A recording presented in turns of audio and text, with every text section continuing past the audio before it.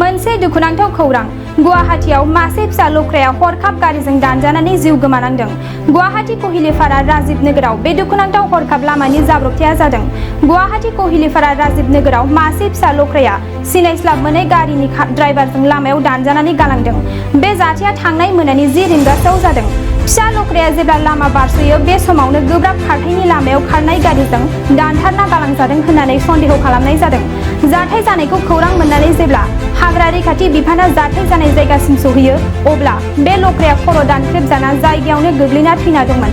थारैनो जोबोद दुखुनांथाव, जेराव जिब-जुनार बारस'ग्रा लामाफोराव सरकारा खारथायनि बिबांखौ सिमा खानानै होखादों। नाथाय गोबां गारि सालायग्राफोरानो खारथायनि खाना होखानाय सिमाखौ बारनानै बेबादिनो हरखाब जिब-जुनार बारस'नायाव दुखुनांथाव लामानि जाब्रबथाय जाहैयो आरो इनायै जेबो दाय गैयै जिब-जुनारफोरनि जिउ खहा खालामो। मोनसे फोसावथाय खैराबारि उपेन्द्र नेशनेल एकाडेमि फरायसालियाव देग्लायनिफ्राय 11 थाखोनि मुं थिसननाया सोलिगासिनो। फरायसुला आरो फरायसुलिफ्रा थाखो 11आव मुं थिसननो गोनो गोथो जानानै दंब्ला एबा देग्लायनि मेट्रिक आनजादाव उथ्रिना गुबुन फरायसालिमाफोराव मुं थिसननायाव मानिबाफोर जेंना नुजाथिदोंब्ला नोंथांमोना जिंगा दासि। खैराबारि उपेन्द्र नेशनेल एकाडेमि फरायसालिया नोंथांमोननो थाखो 11नि सोलोंथाइ लानो खाबु होदों आरो बे फरायसालियाव दा मुं थिसननाया सोलिगासिनो दं। बे फरायसालिया उदालगुरि जिल्लायाव दं।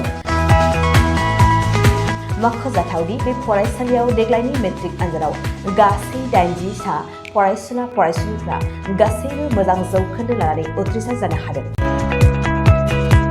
बे फरायसालियाव थानो थाखाय हस्टेलनिबो सुबिदा मोननो हागोन। गोबां मिन्थिनो थाखाय 600035767723 8486610047 आरो 9101511040 जानबुं अनजिमायाव जगाजग खालामनो हागोन।